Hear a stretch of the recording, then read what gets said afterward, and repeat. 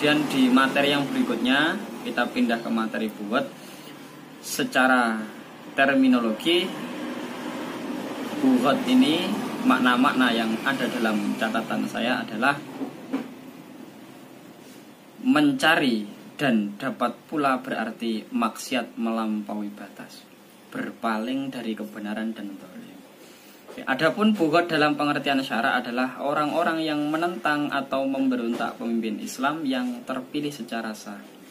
Tindakan yang dilakukan buhut bisa berupa memisahkan diri dari pemerintahan yang sah, kemudian membangkang perintah atau pemimpin, atau menolak berbagai kewajiban yang dibebankan kepada mereka. Ini pemberontak sebetulnya dibuat.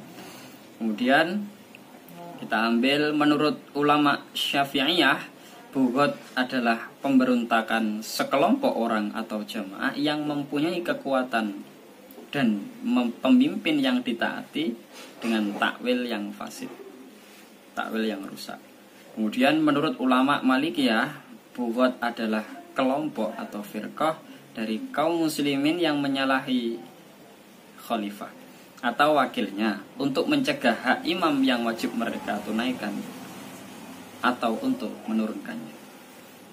Kemudian di berikutnya ada menurut Imam Hanafiyah, ini para pengikutnya Imam Hanafi adalah orang yang keluar dari ketaatan kepada imam yang hak, dengan tentunya perbuatannya tidak benar, tadi membangkang, ada sisi memberontak.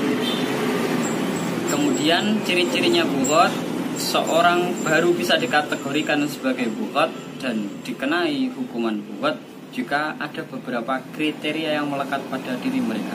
Yang pertama, memiliki kekuatan baik berupa pengikut maupun senjata. Dan yang kedua, memiliki takwil atau alasan atau tindakan mereka keluar dari kepemimpinan imam atau tindakan mereka menolak kewajiban. Dan yang ketiga, memiliki pengikut yang setia pada mereka. Kemudian yang keempat, memiliki imam yang ditaati. Dalam pemberontakan itu kan pasti ada dalamnya, pasti ada pemimpinnya. Dan di berikutnya, tindakan hukum terhadap buhut. Para buhut harus diusahakan sedemikian rupa agar sadar dari kesalahan yang mereka lakukan, hingga pada akhirnya mau kembali taat kepada imam dan melaksanakan kewajiban mereka sebagai warga negara.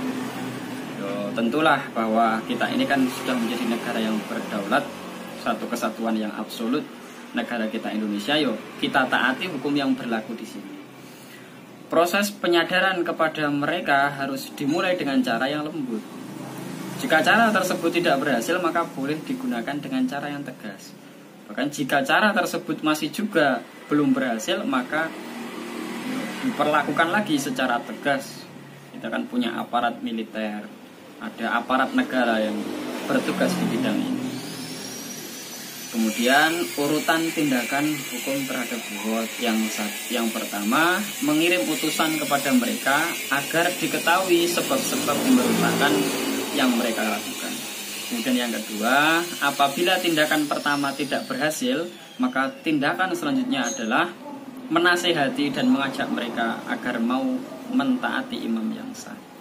Kemudian berikutnya, jika usaha kedua ini tidak berhasil juga, maka usaha selanjutnya adalah memberi ultimatum atau ancaman mereka agar diperangi. Jika setelah itu munculnya ultimatum itu mereka meminta waktu, yaitu tentunya harus diteliti dulu apakah waktu yang diminta tersebut akan digunakan untuk memikirkan kembali pendapat mereka atau sekedar mengulur waktu.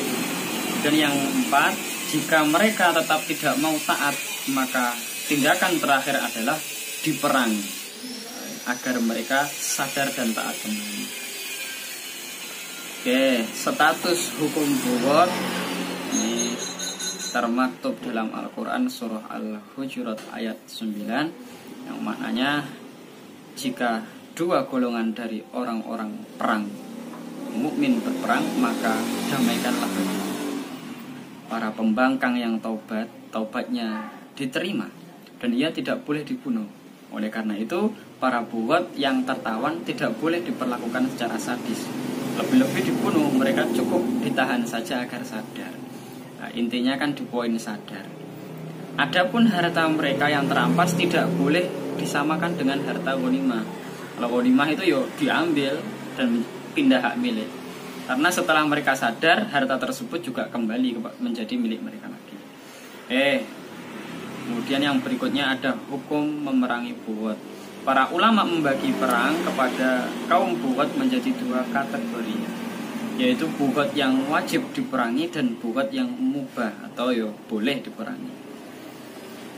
Bughot yang wajib diperangi adalah mereka yang melakukan hal-hal berikut. Yang pertama, menyerang wanita dalam suatu perkampungan. Kemudian yang kedua, merintangi atau menghambat pandangan jihad melawan kaum musyrik.